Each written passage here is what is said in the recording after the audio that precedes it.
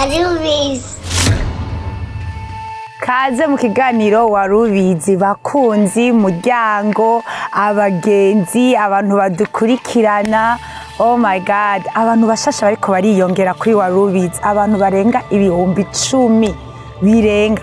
Nukuri ndabakiriye nama nabagumbiriye. Rero ndabahaye yambi ndabagumbiriye, ndabashimira ingene mukurikirana ibiganiro byacu. Ngomba subire gatonya ku bantu banyandikiye banditse muri commentaire batubwira yuko ikiganiro c'amakuru cabafashije cyane, ariko numva umenga nobanza kandi gufata umwanya nkashimira abashitsi twari dufise Pasteur Evode, Pasteur Leon, Umugore, Madame Louise, nukuri Imana ibahezagire, Imana ibandanye bakoresha ivy'ubuhizi, n'abantu rero bakurikiranye ikiganiro bakanatwandikira bakatubwira ikiganiro cadufashije. Ikiganiro hari umuntu yanyandikiye akambwira ati nukuri maze imyaka 12 mu rugo, ariko ibintu ndiko ndumva numva umenga ngo nibishasha. Nukuri ico nico kintu dukorera WARUBIZI, ico nico kintu dushaka yuko gihinduka, naho yoba ari umuntu umwe ashobora guhinduka akabona ibintu ukatahora bibona gahindura ubuzima. Nico kintu tuba dushaka. Rero ndabahaye ikaze n'umunsi murabona yuko cyanda babwire gute turi ahantu ni ku mazi. Abantu mura mukurikirana WARUBIZI murabizi yuko duhindura. Rero n'umunsi ni ikiganiro gishasha, ni ikiganiro cerekeye umugore. Apana umugore ngo umugore yuzuye, umugore ari mu Mana. Mbega uwo mugore ategerezwa kwitwara gute? Afashiki society, afashiki iyo ishengero. Nivyo tuza kuganira ko n'umunsi, kandi n'umunsi hari ama surprise menshi. Sindi jenyene, kaze tubane. WARUBIZI, WARUBIZI,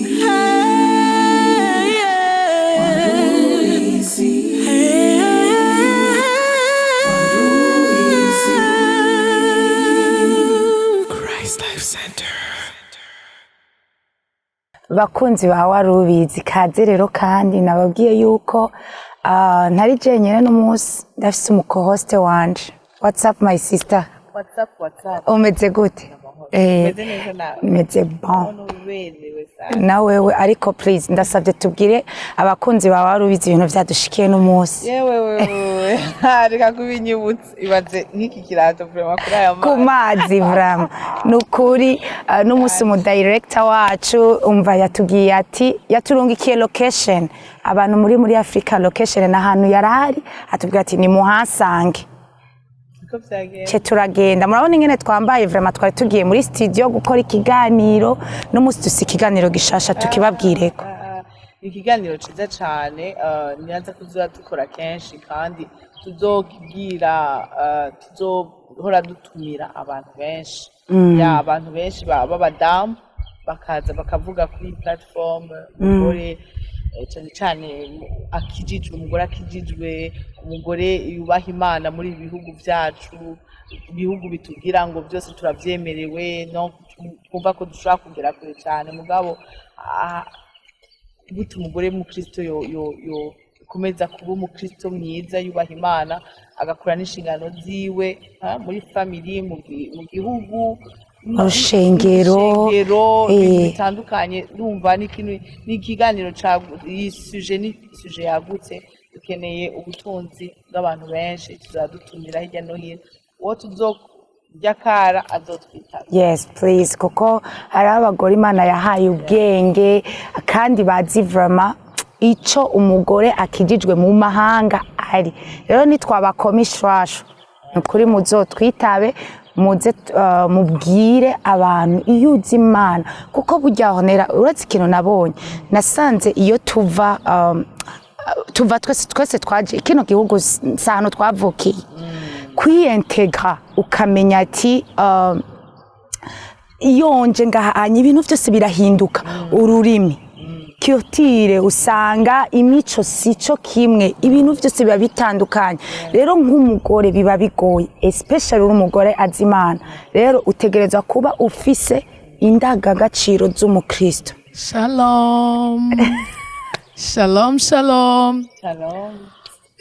Mwiriwe neza, umeze neza. ariko mana nk'ukuntu umuhost wacu warubizi yabitubwiye Darlene nanjye uyu munsi yangiriye ubuntu amurusha rwo kugira ngo uyu munsi natwe twumve ese Darlene we ninde co-host wa Darlene ninde nabo batubwire ibiri ku mitima yabo. Rero ndabasuje mwese kandi numugisha kubana namwe uyu munsi wa none. Mumeze neza? Tumeze neza ariko vrema bana yanje nanjye nubwo ndi umushitsi mbabwiye ko Darlene yamaye uruhusha ariko rero na Darlene uyu munsi nawe ni umushitsi wacu nubwo ari host wa Warubizi ariko uyu munsi nawe araza kutuganiriza natwe turaza kumubaza tumumenye kurushaho. Nizera yuko mufite amatsiko menshi cyane kandi nanjye ndayafite nkamwe. Rero ndashaka gutangira kuri Darlene irakoze. Darlene amenyereye kubaza niyo mpamvu mubona yuko arimo kwibaza se biragenda bite. Rero reka mbabwiye yuko amatsiko mufite uyu munsi turaza kumva ibintu byiza cyane, turaza gufashwa cyane, turaza kugira ibihe byiza kandi bidasanzwe. Rero Darlene unyemerere nguhereho nkubaze ese Darlene ni muntu ki? Darlene se ni umumama afite abana? Ese Darlene ni ryari wacu Yesu Kristo nk'umwami n'umukiza wawe? Karibu turakwakiriye. burya nsanze rero biroroshe kubaza ariko kubazwa ni ikindi gikorwa. Nashaka unyemerere tubanze dusenge nk'uko twama tubikora muri Warubizi, dutangura dusenga twiragiza Imana, sibyo? Reka dusenge. Mwami Yesu turagushimiye ku munsi mwiza waturemeye. Mana habwa icubahiro n'ikuzo mu izina rya Yesu Kristo. Turaje imbere yawe tuje kuganiriza ubwoko bwawe. Mana ndakwinginze ubane natwe muri kino kiganiro tugiye gukora, ntaba ari twebwe ariko izina ryawe ribe rishigwa hejuru. Tubisenze mu izina rya Yesu Kristo, amen. Karibu cyane. Darlene ninde? Nk'uko mubizi abantu benshi barabizi, nitwa Darlene irakoze. Ndi umumama w'abana batatu, ndi umugore, ndakijijwe, nakiriye umwami Yesu muri 2004. nari nkiri muto cyane, yego numva ari ivyo. Urakoze cyane Darlene. Ndumva yuko wakijijwe ukiri umwana mutoya, bivuze yuko watangiye kwitoza ibintu byo kumenya Imana ukiri mutoya. Nk'ukuntu wabidusobanuriye, topic tuza kuvugaho uyu munsi ijyanye n'umugore wuzuye, umugore uzi Imana. Ese ni gute wavuga itandukaniro riri hagati y'umugore wamenye Imana hano hanze ndetse n'umugore utazi Imana? Ni irihe tandukaniro wabwira abantu badukurikiye? Urakoze cyane. Rero iyi topic nk'uko twabivuganye na mugenzi wanje ni topic yuguruye nini cyane. Umugore arimo ibintu byinshi. Rero especially umugore azi Imana, hari ahantu muri Bibiliya bavuga ngo ni musaba ubwenge. Umugore yamenye Imana ni ukuri n'umugore ari umugore. Urumva kuba umugore byonyene ni iby'agaciro, ariko kumenya Imana ni ibintu birenzeko. Rero hari itandukaniro y'umugore yamenye Imana n'utazi Imana. Umugore yamenye Imana hari ukungene yitwara iyo aba yaremereye Imana. Hari ibintu bimwe Imana izira mugarura ikamwigisha, ikamubwira ati uku si kubigenza, hindukira, hajya wakoze ikosa saba ikigongwe. Rero numva raho itandukaniro riri cyane n'umuntu ataba azi Imana. Urakoze cyane Darlene. Reka njye no kuri Ornella mwumvise ubuhamya bwe, mwumvise kuntu yamenye Imana, wenda nagutsa kubigarukaho cyane ibyo ngibyo.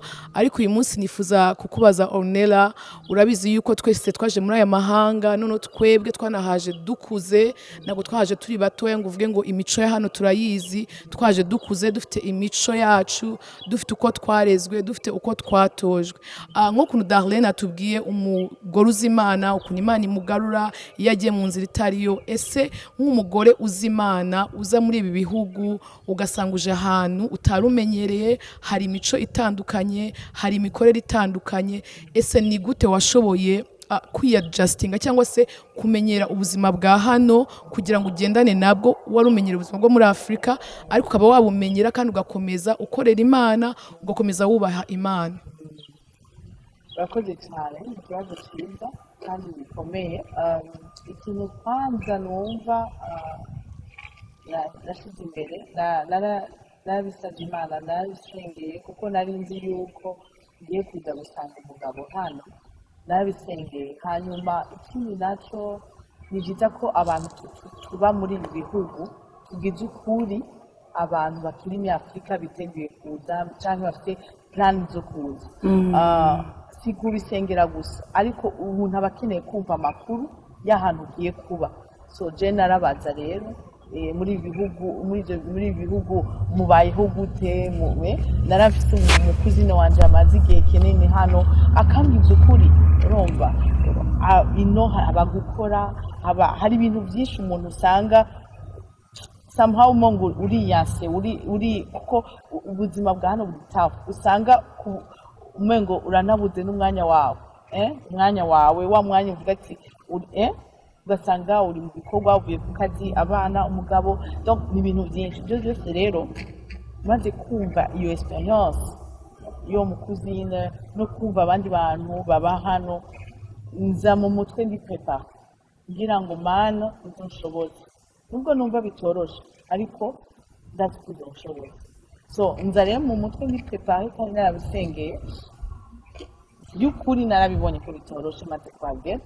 Maybe urashaka kuvuga ati quand même bari exagera, abantu bo mu bihugu byo hanze bari busy. Bari busy kuko kakazi abantu ni ukuri bo muri Afurika abenshi baba bafite abakozi, usanga ari buri kurabikora, usanga uri mu gikoni uroza ibyombo utegura, ukavuga ati mbega abana bazojya iki semaine, ndapanga gutya, mbega umunsi wo kumesura, ibintu byose. Ibyo ni ibintu abantu bibaza kenshi. Abantu bakiri muri Afurika baba bafite indi image ngo image yo muri film movie, ukumva moni bwa buzima tubona muri filime tugiye kubamo. No, ubuzima buri réel.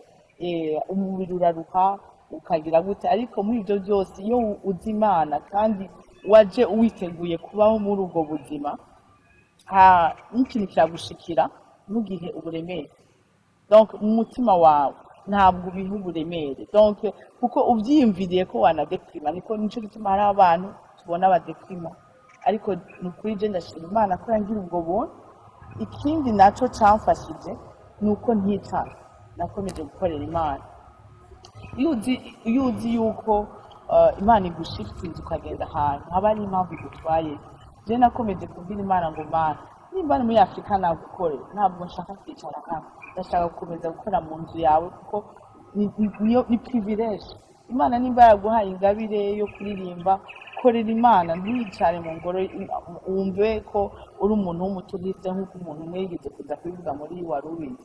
So nibaza yuko nabyo byaramfashije kumva ko ndi mu kibanza nkwiye kubamo, no kumenya ngo ngiye ahanaka, ndazi yuko Imana izobana nanje kandi izonshoboza. Nimba abandi barabishoboye nani nzobishobozwa. So nibyo, nta kintu cy'ikirenga, numva ari uzuri prepare kandi nabisengeye kuko nta kuntu Imana yakuvana muri Afurika, kuko niyo itanga amaviza. Kuko nimba bamwe baronka abandi bakabura, Imana ikuzanye haba hariyo purpose.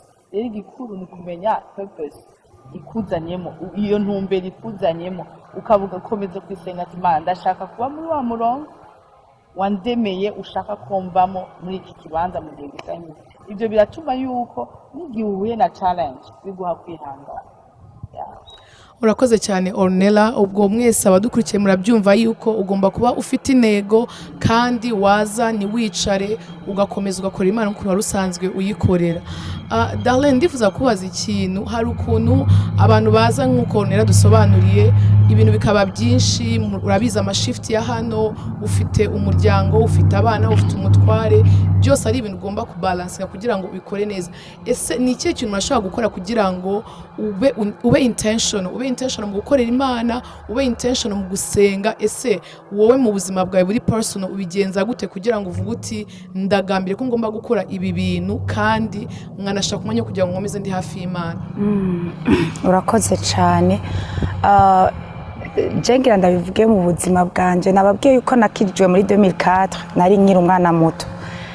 No kugira nkizwe mama wanje yarabigizemo uruhara runini, kuko ndibuka yuko nari umuntu aja mu misa ya kabiri ahantu hama mama uwo munsi ntasha arambwira ati hariya ni wasubirayo zo gukubita.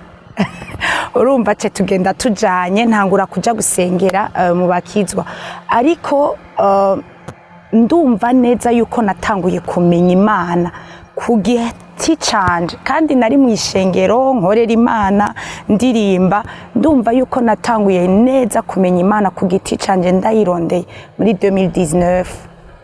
Aho rero ico gihe nari ngaha nyene muri Amerika, ariko nari mu yindi state. Nari maze kuvyara umwana wa gatatu.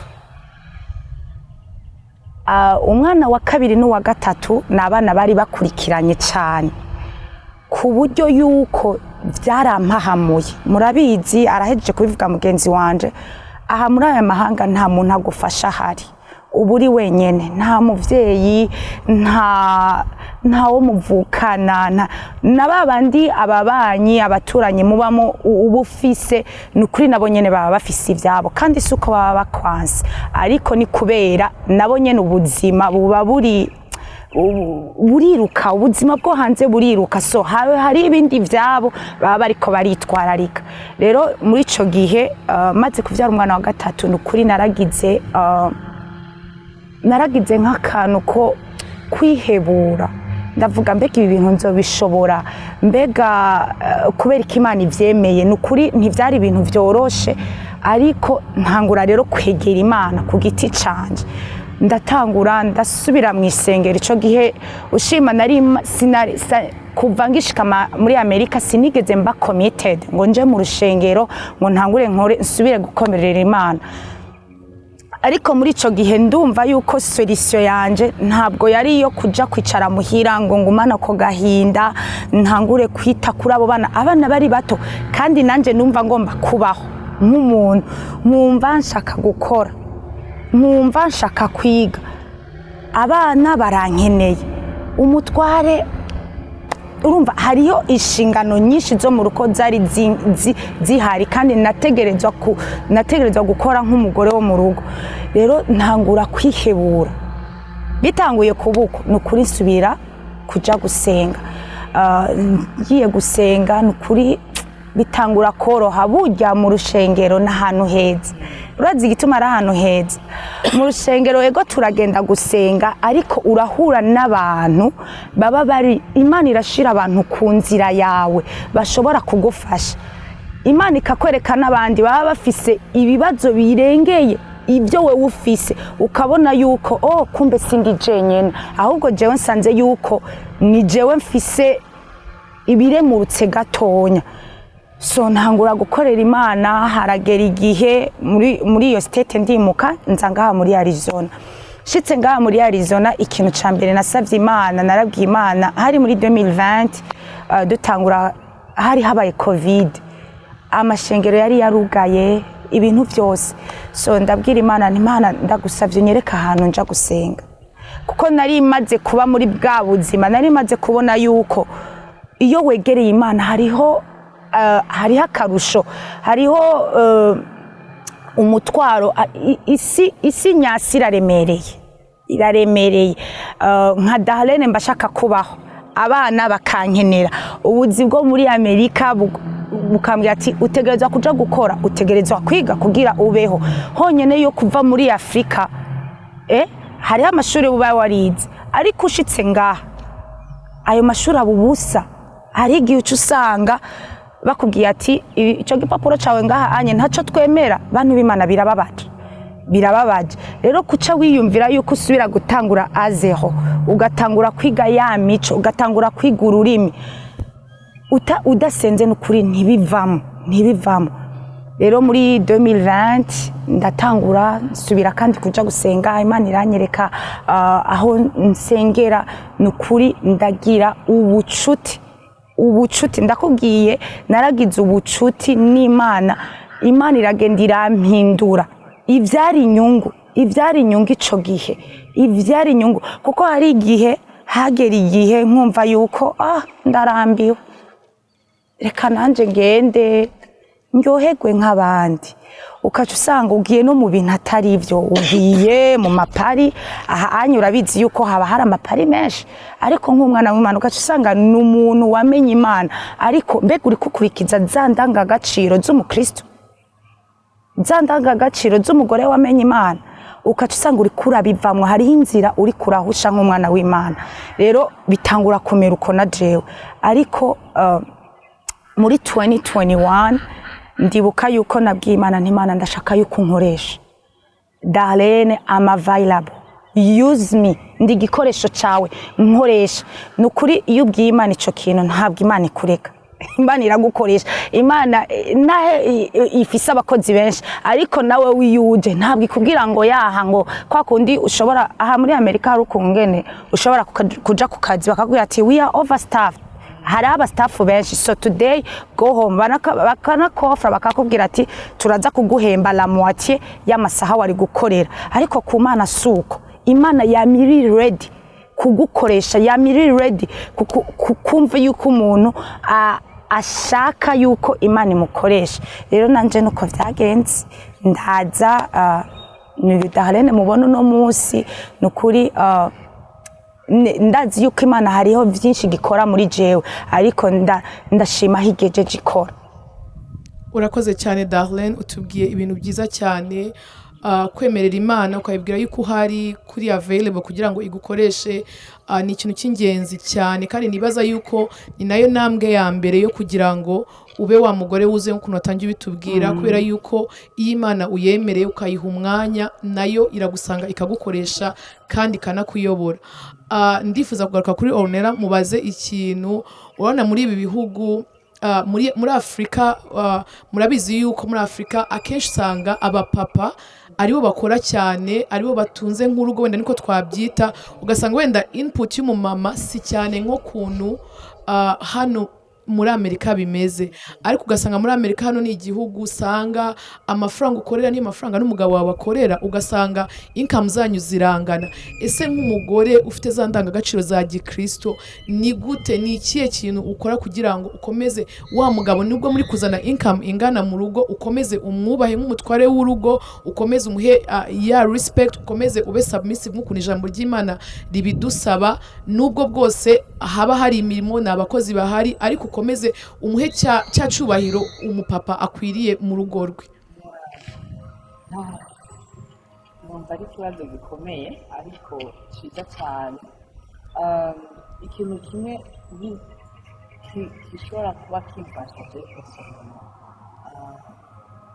nuko namenye Kristo kandi mfite nk'umwera buriya iyo ufite mpemu yera urashobora gukora akantu aravuga ati ako kantu nikoze rero ni ukuvuga ngo naho dushobora kuba dukorera amafaranga ameze n'umugabo wanjye ntabwo igihe cyo bimpindura ngo nimba nateza kubaha umugabo ngo sishobora kumubwira kuko jewe numva n'umukristo ni base sur la Bible sur la parole de Dieu ku ijambo ry'Imana rirambwira iki mbega nteza kwitwara gute umva ni bya bindi nyene byose bigaruka ku ijambo ry'Imana nk'umukristo rero hari igihe abantu twitwa abakristo nyine ku mazina ariko ugasanga ntabwo nzi turagendera ku ijambo ry'Imana iyo Kristo by'ukuri akuzuye muri wewe ntimuyera muragendana buri munsi kandi buri kanya arakubwira akantu ukoze ko atakari keza ku buryo rero ubwira Imana ngo jeni ryayindi dadanje kuvuga usaba ubwenge Imana nta kindi kintu muri uru rugendo muri aya mahanga ushobora guhindura milieu de vie uvuye muri Afrika maybe mwari mufite ubuzima buri hasi ugeze ngaha muri bintu byo hejuru kumva ushobora no kuba ukorera amahera arenze ayo umutware wawe akorera ariko ntabwo bihindura icyo ijambo ry'Imana rivuga ko abagore duteza kubaha abagabo bacu ntabwo bihindura ni ukuvuga ngo les valeurs agaciro k'intuzeya indangagaciro donc les valeurs no kuvuga mu kirundi ariko ni z'ijambo ry'Imana ko ritubwira duteza kugenderamo ntabwo rihinduka kuko twashitinze so kuri jewe ni bwa bwenge usaba ubwenge Imana kuko nk'abana b'abantu nk'abagore turaruka ugasanga ntabwo maybe wobwira umugore ubwawe wawe ngo jya mu gikoni uteke sibyo ugasanga ibyombo biruzuye muri icyo gihe witwara gute abana uko nyine yego abana n'abandi bose usaba ubwenge Imana mugabo mukanabivugana ukamenya uko mukominika n'umugabo wawe ukamenya uko umubwira muri bwa bwenge usaba Imana mbega aparti y'iyi suje nshaka kumubwira Mana mpa amajambo akwiriye kugira ngo abone yuko nta murengere akarimbi kuko twese tuba dufite aho twavuye mu miryango itandukanye kandi yumva yuko reka ndabaha example hari umugenzi wa mama yagize muri iki gihugu ahantu aba muri state runaka byatumve ko ari we mvuze kuko mama afite abagenzi benshi muri Amerika ariko abwira mama kumwe yarushe kuba ashobora baje no bakuze bafite abana bakuze abamwe batanguye mama yaje ariko ni wa mugabo babandi mbega bakunze kuvuga ngo n'abagabo b'abagamba batava ku ijambo uko byahoze niko biri no ntamenye ko avuye muri Afrika ntamenye yuko umugore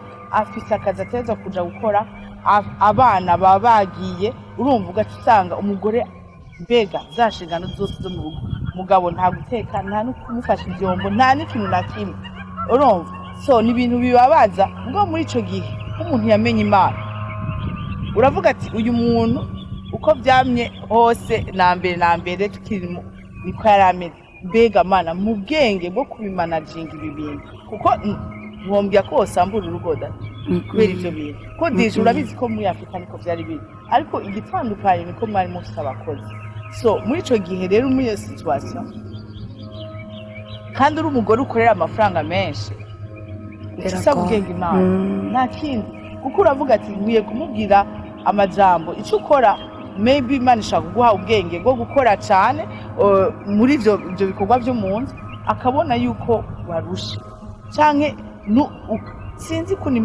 Imana niyobora umuntu selon circonstance ariko baracamo so nibaza yuko ibyo byose ntibituma tureka kubaha abagabo bacu oya komeza kumwubaha bakomeza gukora wowe ukora devoir yawe neza mbega hari umuntu yavuze ngo gucumurega ku Mana kuko niwe yamuguhaye so rero urayibwira Imana ati Imana mburanira ukabwira Imana ati mburanira kugira ngo jewe nkomeze gukora inshingano zanjye neza nanje ntari bifite ariko ubundi ikintu cyo kuvuga ngo urakorera amara menshi canke ngo ubiki ngo uco ureka kubaha umutware ntaco nta sense bigira ya ni ukuvuga ngo urinzi nabikora Kristo ntabwo wamumize neza ntabwo ari muri wewe neza uraziga hariho ijambo ryama rimfasha ryari ndirivuga ngo byose turavyemera ariko si byose bitugirira akamaro you know ngaha muri iki gihugu umugore pe afise ijambo ariko iyo power baguhaye mbega uyikoresha gute sindiko ndavuga hanze ubu ndiko mvuga nk'umugore yamenye Imana iyo power baguhaye ico gihugu caguhaye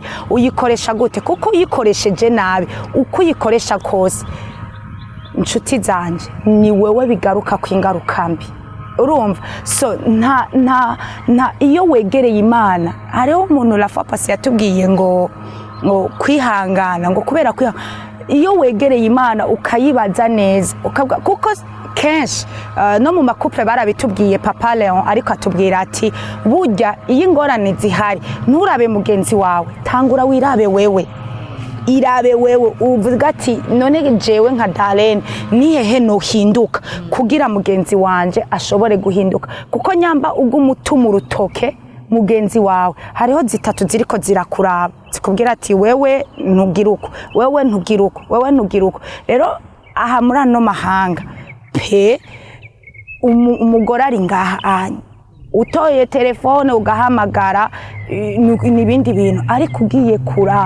ugiye kuraba ingaruka mbi zija ku bana, abana bagasafoketinga, ingaruka mbi ziza kuri wewe wa mugore cyangwa umugabo, zikuza ko kuri wewe nyene nibaza yuko Imana tugaruka kuri cyakintu nyene ubwenge. Imana uyibagije n'ukuri iraguha ubwenge ikakubwira ati in this situation do this. Rero ni kuraba na power duhabwa, vyose ego turavyemerera ariko si vyose vy'ingirakamaro. Rero ni kuraba mbega iyo power mfise ngaha muri kino gihugu nk'umwana w'Imana ndayikoreshe gute, kuko hari ijambo ry'Imana ribivugako. So ni kuraba ijambo ry'Imana rivuga gute, amba rivuga ati Darlene ni wubaha umugabo wawe, ndategerezwa kumubaha no matter what, I have to do it. Amba ari jewe mfa ntegerezwa gupfa kugira ijambo ry'Imana rigira ico rikoze. Ijambo ry'Imana c'est dommage ubu unye kubona yuko ijambo ry'Imana rigwa hasi uko nyene ariko ntirigira ico rimara mu buzima bwacu. Ifo ko twebwe nk'abantu ritangura kuduhindura, tugahinduka, tukarimira. Arabivuze neza, tukarimira rikabanza kuduhindura. It doesn't matter yuko mugenzi wanza ashaka kubona ibindi, ariko iyo jewe hari ikimana iri kirakora muri jewe, trust me, urabimenya mukamenya ati okay jewe n'Imana haniho tugezanije.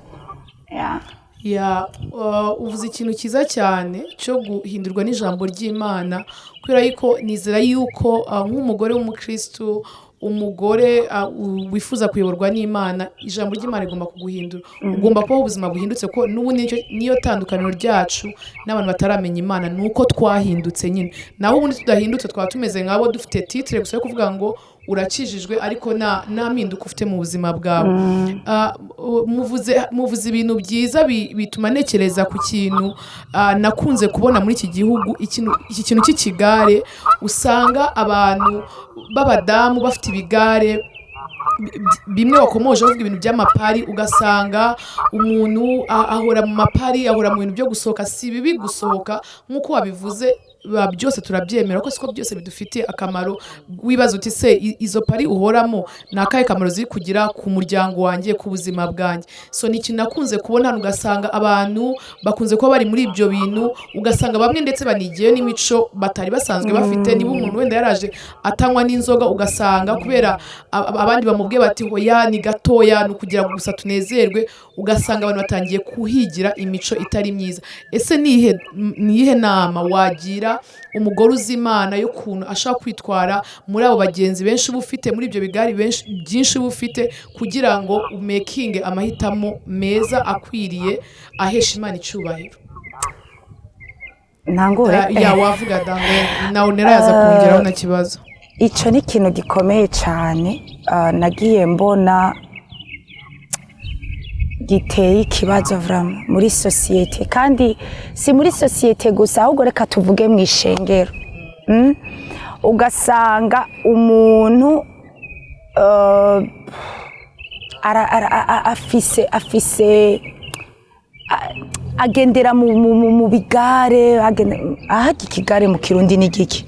Ni groupe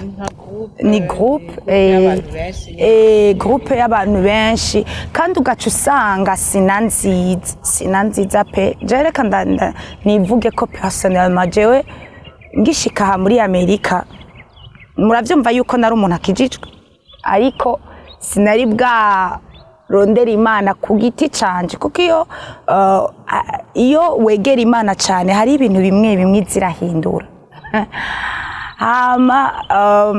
Ngeze ngaha urumva ni environnement mashasha, n'abantu bafise imico itandukanye, n'abantu ushima mutanakuranye. Umwe usanga yari nko kuri level yo hejuru cyane, undi ari hagati, undi ari hasi. So mwese mugahurira hamwe, mufise imico itandukanye, ntabwo muhuje.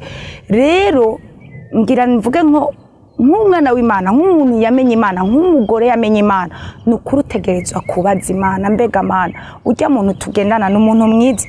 Ivyo je ntanguye kubikora ubu unye. nanguye kubikora ubunyene urazi igituma nabikoze kubera hariho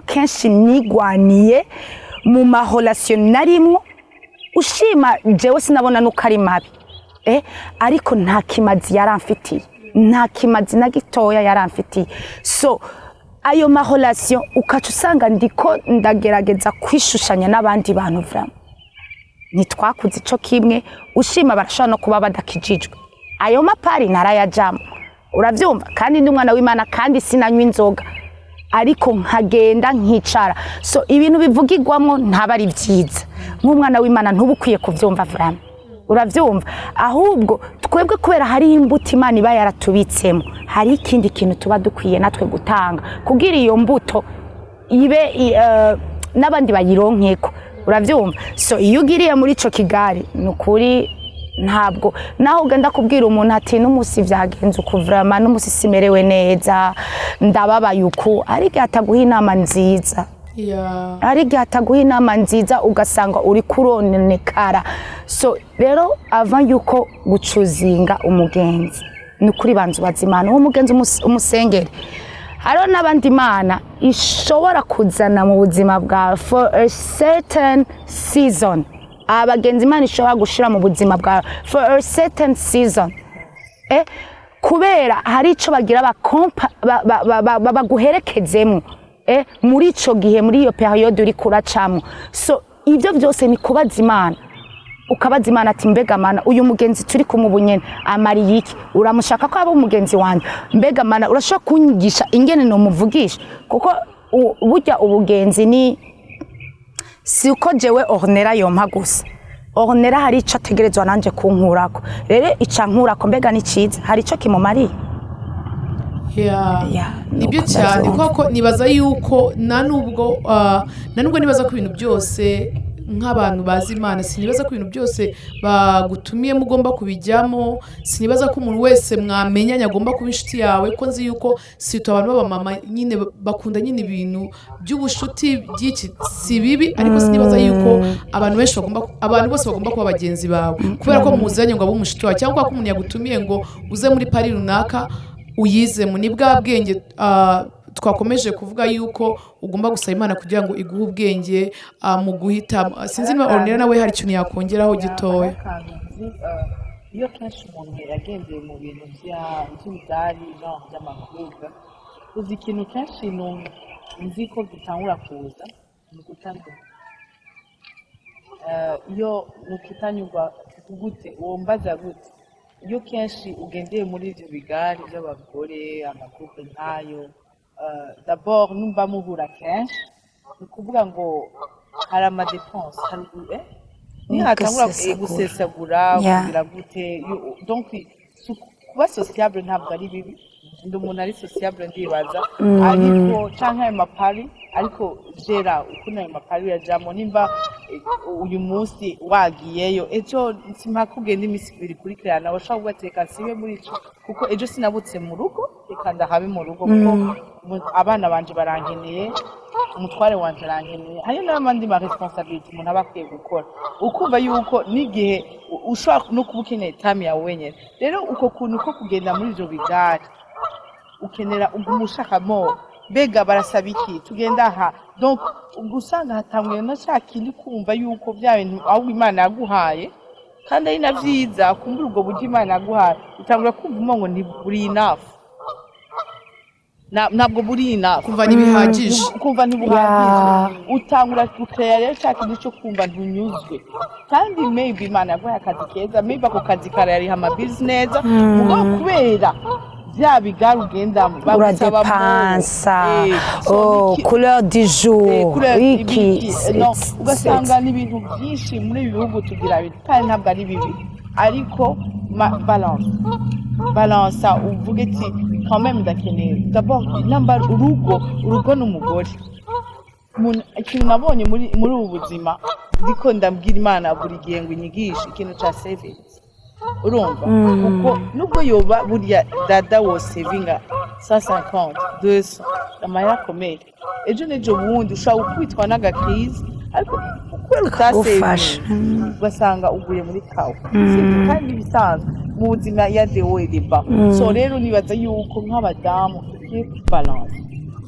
ya nubwo ataba ari bibi ibyo bintu ariko tubalance sibyo kandi nkuko dada yabivuze choosing saba Imana iguhe ikwereke umugenzi akwiriye hama ibigwi navyo ntabwo ari byiza naho bobara abantu bazi Imana nibaza yuko umuntu akwiye kubalansinga kuko ushobora kuvuga ngo murajanye murageze gute ariko somehow ya intimite yawe n'Imana kuko buriya ya intimite yawe n'Imana wa mwanya nuwakomeza kuha abo bantu hari ikintu bazaba ariko baratwara muri wewe ibyo cyane uvuze ikintu cyiza ikintu cyo kunyurwa naje gusanga ari ikintu cyateye abantu usibye no muri Amerika n'ahandi henshi kandi akenshi naje gusanga ari ikintu gituruka ku nshuti zitari nziza aho mbona Darlene yaguze imodoka nsha mwumva nanjye ndashaka iyo modoka nshasha kandi njyewe sinzi uko yayibonye sinzi niba yarasevinze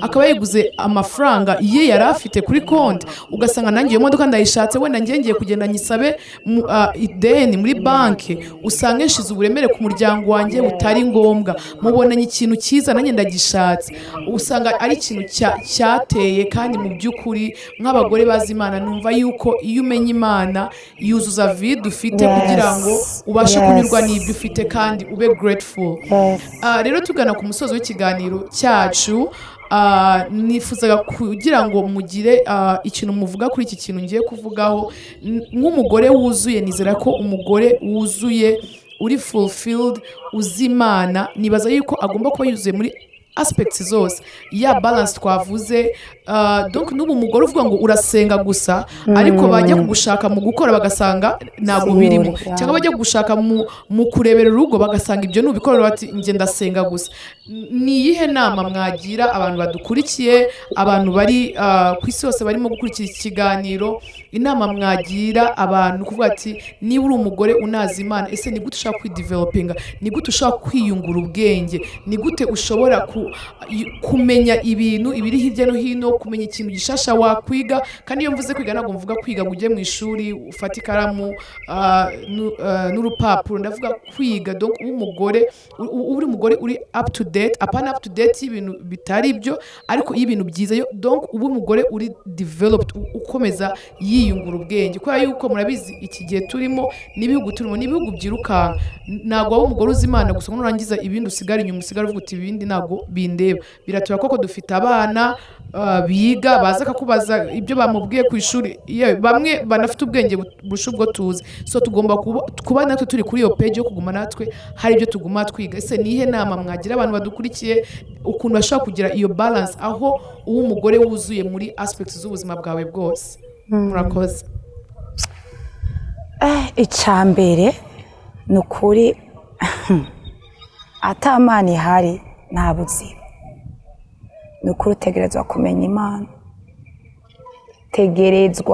tegerezwa kumenya Imana kugira ngo umugore yuzuye utegerezwa kumenya Imana ni wamenya Imana ukagira mpwemu yera kuko ni wazo kugayidinga muri byose ni wazo kubwira ati kora iki gira iki aho hantu uri kuraja siho urumva icambere na mbere ni kumenya Imana icya kabiri utegerezwa kumenya ibihe mbega iki ni igihe nyabaki ni igihe cyo gukora igihe kanaka ni igihe cyo nasanze ngaha muri Amerika ikintu cyose barakubwira ngo muri spring ni umwanya wo kwambara uko muri winter ni umwanya wo kwambara uko rero nk'umugore yuzuye utegerezwa kumenya igihe mbega iki ni igihe nyabaki ni igihe cyo kuba umugore nyabaki how can I support my family how can I ni gute noba umugore yuzuye muri aspect zose mbega n'igihe cyo kujya ku ishuri mbega hari ikintu la fois passé cyantangaje sinzi umuntu twari twicaranye ariko arambwira ati bijanye no kumenya igihe utegerezwa kumenya eske kuko isi iriruka ya Amerika iriruka kandi ntidushobora kuba abantu bahitana n'ibintu byose hari ukungena umenga uzimana like umenga uri depayse no utegerezwa kuba umuntu ari ku gihe umenya ati iki kintu kiko kiragenda ukamenya mbega umwana avuye ku ishuri ukaraba n'umusi vyagenze gute bazuye umwana mugiye ati n'umusi vyagenze gute ninde mwavuganye kugira umenye iyo utamenye igihe umwana araguhindukana la fois passée sinzi umuntu yariko arambwira anshingira intahe ambwira yuko yaravye mu isakoshi y'umwana wiwe asanga umwana wiwe bamuhaye igitabo cyo kuja gusoma muhira asanga ngo bamuhaye igitabo cyo kumubwira yuko ngo ngo nta mpamvu nimwe afise yo identifia eda avuge yuko ari umuhungu canke ari umukobwa ngo igihe azobishakira azobiva bantu b'Imana iyo udasenga iyo utari umuntu ari well developed ntabwo ushobora kumenya ariko niyo development uyikura hehe mu Mana Imana irakubwira ati genda urabe ujya mwana canke kubera witaho ivy'urugo rwawe ukaraba ugasuzuma mu isakoshi y'umwana wawe hari iki so ivyo byose ni ibintu umugore yuzuye ategerezwa kumenya ukamenya ingene ubana n'abantu ukamenya ingene ubana n'abantu ukamenya ingene ubavugisha nibaza yuko ivyo ari ibintu vya global everything reka nabonera agica bitubwiraho nje numva byinshi abivuze personnellement numva ngo kugira umugore yuzuye utereza navuga gute kwemera Imana ikagukuramo umurimo ugahinduka kuko ni igikorwa Imana ikora muri wewe ikagushepinga kuko iyo wemereye Imana kugushepinga ikaguha n'ubwo bwenge ndumva nivyo nyene uvuze uraba akantu kose ntabwo wifokasinga gusa gusenga oya ariko uraba aspect zose usanga bega muri finance bimeze neza mu rugo rwawe naho wowe utabuza amafaranga pour le moment ariko umenya kujera nayo ufise nayo make ufise est-ce ntusesagura urumva wiga wewe uriraba wewe Imana ibanza kwemera Imana ikagushepinga uri umuntu yuzuye ko Imana igushepinga donc ukaraba muri aspect zose donc kandi kindi naco abagore wavuze ku ngeso nziza ukubanye n'abantu kugira ubuntu umugore atagira ubuntu ni ikintu gikomeye cyane ni ukuri numva ari ikintu nobwira abantu benshi abadamu turatakaza cyane ubuntu ugasanga maybe ushobora kuba uzi kuvuga neza mugabo by'ukuri umuntu aje mu kabana iwawe akabona ubuzima ubayemwo by'ukuri iwawe ugasanga nta buntu ugira nibaza yuko ni kwa kundi kwemerera Imana ari umuntu yakigishije neza ugasanga ni icupa hejuru donc umunsi washizeho ibintu by'Imana ariko hejuru hari vide ugasanga Yesu atanaza kuzuzamo mbega ni bya mico hino ugasanga par exemple nk'umuntu arakubwiye ati sha uzi ko ndonsa akana yavuye nko mu yindi state sha ndonsa akanya ubu nyene kandi warutse ko ahari mugabo niko kanyaronse ko kuza kuramutsa ati none ni example ntanze none yari kubimbwira kare ntiyari kubimbwira ejo nari kuba niteguye twegi ko twakuze tubona n'abashitsi baza batanagutegura ukabibona ntuzeya kubera iki ariko muri ico gihe gerageza kuba umuntu w'ubuntu ugati maybe ashobora kuba ari mu mwanya kandi nimba azosubira inyuma mbega tuba abantu babalance ibintu byose abantu buzuye Imana urumva buzuye imico myiza abatubona kuko buriya umwana wawe azokwigira kuri ibintu byinshi nukuri ukubanye n'umugabo wawe ukubanye n'abantu hanze abana barabyitegereza ejo bundi ntakantu arakana abantu bambwiba ntangura kukigaho ndavuga mana aka kantu ko kukankosora imva umwana nabyaye nakwiye mu nda ashobora kubona ako kana ikintu gikomeye bivuga ngo ni kwemera kwiga no kuvuga gute si ukwiga nk'uko yabivuze gufata ikayi akantu keza nimba wenda ndakubonye ko akantu keza reka ndakige nisuzume kuri jewe ko ari ko nonanje nugatangura numve ko by'ukuri ako kantu ndagafise nangure kwisuzuma muri jewe niho nzoba umuntu yuzuye urumva reka ntiturabe abantu muri negativity ariko ndabiciza wenda gukura abarico ndakuvoma kuko ubutunzi Imana yabushize mu bantu ntabwo Imana tuzoyibona gutya ariko Imana tuzoyibona mu bantu ibyo bakora nimba naka ndamubonyemo akora ibikorwa byiza reka nanje ndabe nisuzume by'ukuri ibyo bikorwa byiza ndabikora mbega uvyige niho tuzogenda. Murakoze cyane muvuze ibintu byiza urumva kumenya Imana nk'ukuntu twakomeje tubivuga niyo foundation y'ibintu byose niyo yonyine twagenderaho ukabasha kubaho uri umugore wuzuye. Hari ijambo nkunda ukuntu ba Daniel babatwara mu gihugu cy'ubunyage ukuntu ngo basanze ibintu byose babyujuje ikintu cyonyine babareze ku Mana yabo kuko ibindi byose byari byuzuye.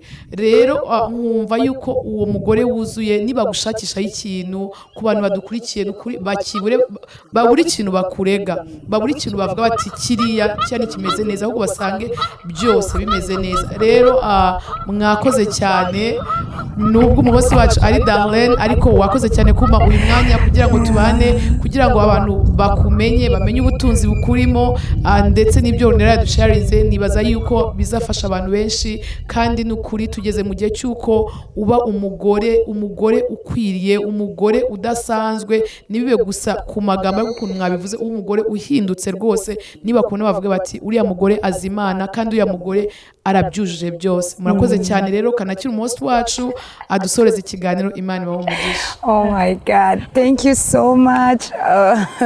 Onera abantu badukurikiranye ngira bazovuga ati asha n'umusi n'ibiki byabaye. Nukuri ndashimiye umuntu yatubajije ibibazo Imana imuhezagire. Hanini amba hari ikintu cya mbere ndatinya kamera abantu dukorana barabizi ariko nkuko nababwiye iyo ushaka yuko hariho igihinduka hari igihe abantu bibaza yuko ngo wicaye kuri kamera canke twebwe twicaye ngaha ngo turi perfect. No, hari ibintu tuciga byinshi cyane. Onera hari akanavuze ngo je nk'umwana lafa pase yarambwiye ikintu je umwana ryari urumva abana bakurikirana hari ukungene bagwana amace ndababwira nshavuye ndavuga muri ko muranduhisha kubera iki muguma mugwana. Umwana muto yanza numva mbajije ngo mama ngo kubera ikuri kuravuga ushavuye yambwiye ngo mama ngo why are you yelling urumva donc bya binini ndamubuza nibyo naciye ngenda kandi ndakora. Rero hari ibintu byinshi tuba dukwiye guhinduka kuko nkuko wabivuze ati abana bacu baraturaba nicitegererezo baraturaba ati mbega mama koriki mbega papa koriki. Ariko nk'umugore hari ikiganiro twigeze kugira aho nera we ni wari bwaze vraiment ariko ndashima Imana yuko waje muri WARUBIZI. Hari ikiganiro twigeze kugira tuvuga ngo umugore inkingi y'urugo. Urumva inkingi ni ikintu mu bantu aba engineer ngira nibo babizi. Ni inkingi ni ikintu gifasha inzu. Iyi nkingi yubatswe nabi dakomeye nukuri inzu ntabwo ikomera. Umuyaga urazafye ikabomora yanzu. So abagore tube inkingi ndasubiye kukivuga abagore tube inkingi nziza zikomeye hama tugire urukundo.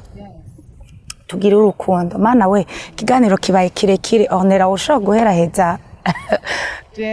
Nshimira cyane abakunzi ba WARUBIZI n'umuryango munini umaze kugira ariko nari numva nobwira cyakomeje kunzamo cyane muri ibi bihugu abantu bariheba bakagira amadepression tumva amadepression menshi cyane muri ibi bihugu kubera kumva wigunze maybe uba muri state utabona cyane bene wanyu maybe hari abazungu benshi nk'abaki ariko ndumva no kugira ngo reka kwihebura komeza ube ku Mana wemera Imana idukuremo umurimo kuko Imana ishobora kugutegurira muri abo nyene mu bana nubwo atari ubona imongo bene wanyu ku rukoba ariko bashobora kuba kubera abantu b'umugisha b'umumaro bagushikana ku mugisha wawe ivyo Imana yaguteguriye.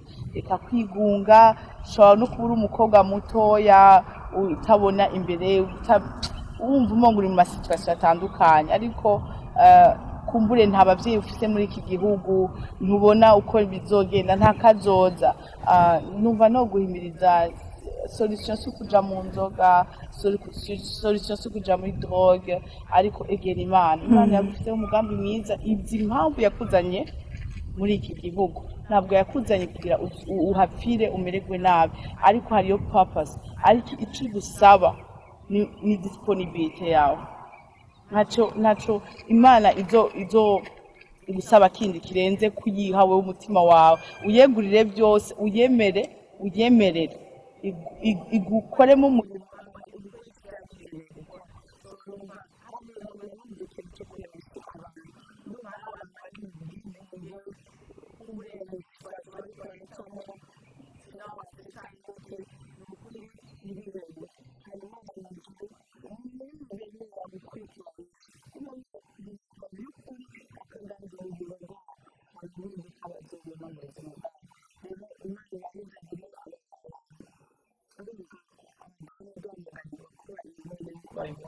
reka tube n'ukuri nimba umuntu yari umukristo muri afurika no hano ndakunda niba utangure kumva ngo nimba muri afurika itanwa wine kubera hano kameme nukanwa kubera tugeze mu bantu bayisibirize no agakiza ni kakandi nyene so nukuri dukomeze kubaha imana aho turi hose dukomeze kubita icitegererezo ciza nk'abadamu imana irabifashe cyane.